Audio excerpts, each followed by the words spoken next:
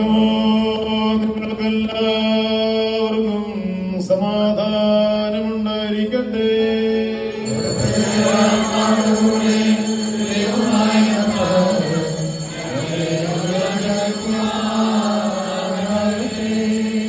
ജീവൻ നൽകുന്ന പ്രഖ്യാപനമായ നമ്മുടെ കർത്താവ് യേശുമിശിഹായുടെ വിശുദ്ധ എവങ്കേലിയോൻ ലോകത്തിന് ജീവനും രക്ഷയും ഘോഷിക്കുന്ന വിശുദ്ധ മർക്കോസ് എഴുതിയ സുവിശേഷത്തിൽ നിന്ന്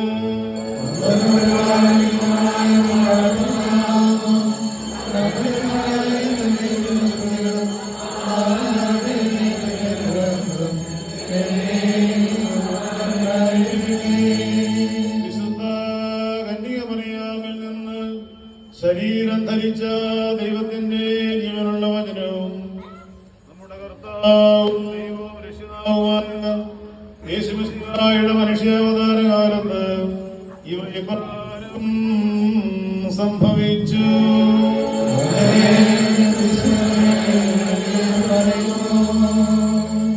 യേശുദമ്പരാൻ സൈത്ത് പർവ്വതത്തിന് സമീപമുള്ള ബേത്ഫാഗയും ബേഥനിയായും വരെ യെരൂശലേമിനെ സമീപിച്ചപ്പോൾ തന്റെ ശിഷ്യന്മാരെ രണ്ടുപേരേക്കുകയും അവരോട് ഇപ്രകാരം പറയുകയും ചെയ്തു: നമ്മുടെ നേരെയുള്ള ആ ഗ്രാമത്തിലേക്ക് പോകുകയും നിങ്ങളതിൽ പ്രവേശിക്കുന്നതോടെ ഒരു കഴുതക്കുട്ടിയെ കെട്ടിയിരിക്കുന്നത് നിങ്ങൾ കാണും.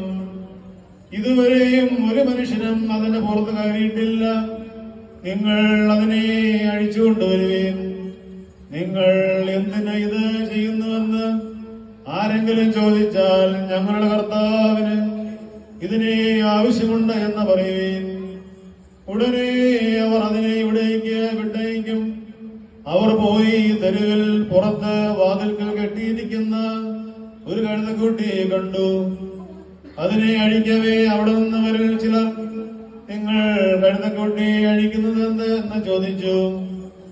അവർ യേശു കൽപ്പിച്ച പ്രകാരം അവരോട് പറഞ്ഞു. അപ്പോൾ അവർ സമ്മതിച്ചു.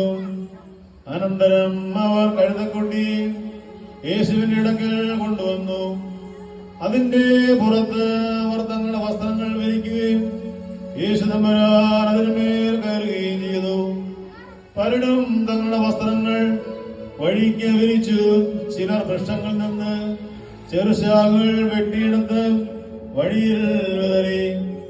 അവന് മുൻപേയും പിൻപേയും പോയിക്കൊണ്ടിരുന്നവർ ഇപ്രകാരം ആർത്ത് വിളിച്ചു പറഞ്ഞു: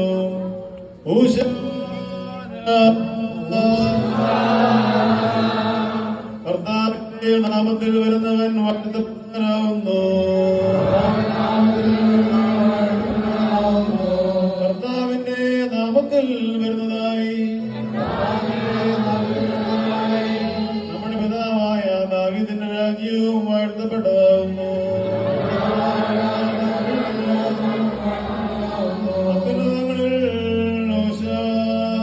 പിതാവായ ദാവീദിന്റെ രാജ്യവും വാഴ്ത്തപ്പെട്ടതാകുന്നു.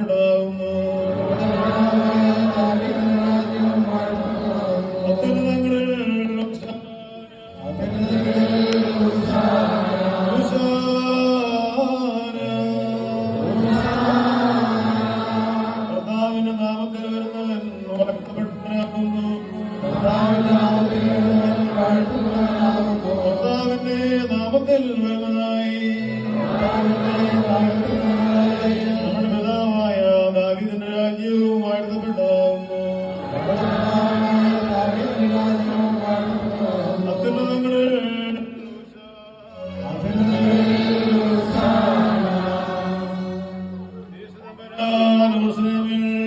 ദേവാലയത്തിൽ പ്രവേശിച്ച് സർവ്വവും കണ്ടു. സന്ധ്യാസമയത്തായപ്പോൾ അവൻ 12 പേരോടുകൂടി ബേഥനിയായിലേക്ക് പോയി. പിറ്റേ ദിവസം ബേഥനിയായിൽ നിന്ന് പോരുമ്പോൾ അവനെ വിശന്നു. ഇലകളിലുള്ള ഒരു തീർത്ഥവൃക്ഷം ദൂരെ കണ്ടിട്ട് അതിന് വല്ലതും കണ്ടേക്കാം എന്ന് വെച്ച് അതിന്റെ അടുക്കൽ ചെന്നു. അപ്പോൾ ഇലകളല്ലാതെ അതിലൊന്നും കണ്ടില്ല. എന്തെന്നാൽ അത് തീർത്ഥപ്പഴത്തിന്റെ കാലമല്ലായിരുന്നു. അവൻ അതിനോട്, ഇനി എന്നേക്കും ഒരുവനും നിന്നിൽ നിന്ന് ഭക്ഷിക്കാതിരിക്കട്ടെ എന്ന് പറഞ്ഞു. ശിഷ്യന്മാർ അത് കേട്ടു. പിന്നെ അവർ യെരൂശലേമിൽ ചെന്ന് യേശു തമ്പുരാൻ ദേവാലയത്തിൽ പ്രവേശിച്ച് അവിടെ ക്രയവിക്രയം ചെയ്തുകൊണ്ടിരുന്നവരെ പുറത്താക്കുവാൻ തുടങ്ങി. നാണയം മാറുന്നവരുടെ മേശകളും പ്രാവുകളെ വിൽക്കുന്നവരുടെ പീഠങ്ങളും മറിച്ചിട്ടു. ദേവാലയത്തിന്റെ അകത്തുകൂടി ഒരുവനും സാമാനങ്ങൾ കടത്തിക്കൊണ്ടുപോകാൻ അവൻ സമ്മതിച്ചില്ല. അവൻ ഉപദേശിച്ചുകൊണ്ട് പറഞ്ഞു, എന്റെ ഭവനം സകല ജനങ്ങൾക്കും പ്രാർത്ഥനാ ഭവനമെന്ന് വിളിക്കപ്പെടുമെന്ന് എഴുതപ്പെട്ടിരിക്കുന്നില്ലയോ? എന്നാൽ നിങ്ങളോ അതിനെ കള്ളന്മാരുടെ ഗുഹയാക്കി തീർത്തിരിക്കുന്നു. പ്രധാനാചാര്യന്മാരും വേദപണ്ഡിതന്മാരും അത് കേട്ടിട്ട് അവനെ എങ്ങനെ കൊല്ലേണ്ടുവെന്നറിഞ്ഞു. എന്തെന്നാൽ ജനങ്ങളെല്ലാം അവന്റെ ഉപദേശത്തിൽ വിസ്മയിച്ചിരുന്നതുകൊണ്ട് അവർ അവനെ ഭയപ്പെട്ടിരുന്നു. നിങ്ങൾക്കെല്ലാവർക്കും സമൃദ്ധി ഉണ്ടായിരിക്കട്ടെ. പ്രദക്ഷിണം.